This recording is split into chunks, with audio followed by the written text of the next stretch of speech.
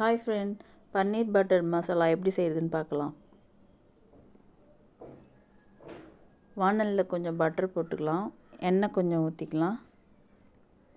200 gram பன்னீர் எடுத்துருக்கேன், fry பண்ணிக்கலாம்.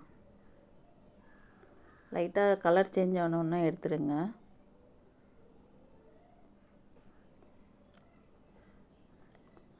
இப்போ அதே வானலில் பட்டை, கிராம்பு, இலை மூணுத்தையும் போட்டு 4 வெங்காயம், ஒரு பெரிய தக்காளி, ஒரு பச்சை மிளகாய், 10 பல் பூண்டு, ஒரு ஸ்லைஸ் இஞ்சி போட்டு ஃப்ரை பண்ணிக்கலாம், வதக்கிக்கலாம். 10 முந்திரி சேர்த்துக்கலாம். நல்லா வதங்கிடுச்சு. ஆற வச்சுட்டு மிக்சிக்கு மாற்றிக்கலாம். நல்லா பேஸ்ட்டாக அரைச்சி இந்த மாதிரி தான் பேஸ்ட்டாக நல்லா அரைக்கணும். அதே வானலில் எண்ணெய் ஊற்றி அரைச்ச பேஸ்ட்டை சேர்த்து அது கூட காரத்தூள் 2 ஸ்பூனு, கரம் மசாலா 2 ஸ்பூனு, உப்பு தேவையான அளவு போட்டு மிக்ஸ் பண்ணிக்கும்.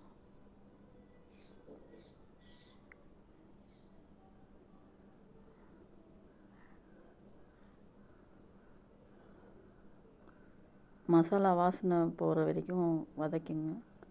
அதுக்கப்புறம் 1/2 கிளாஸ் தண்ணி ஊற்றி மிக்ஸ் பண்ணிக்கும்.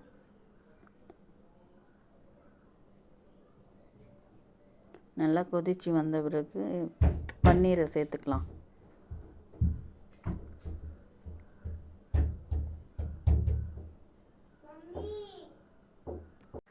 பன்னீரை சேர்த்து மிக்ஸ் பண்ணலாம்.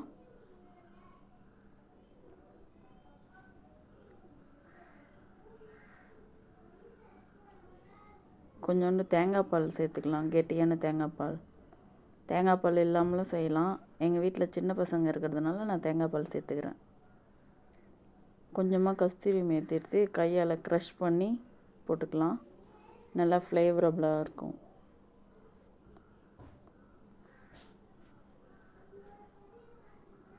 கொஞ்சோண்டு பட்டரை போட்டுக்கலாம்.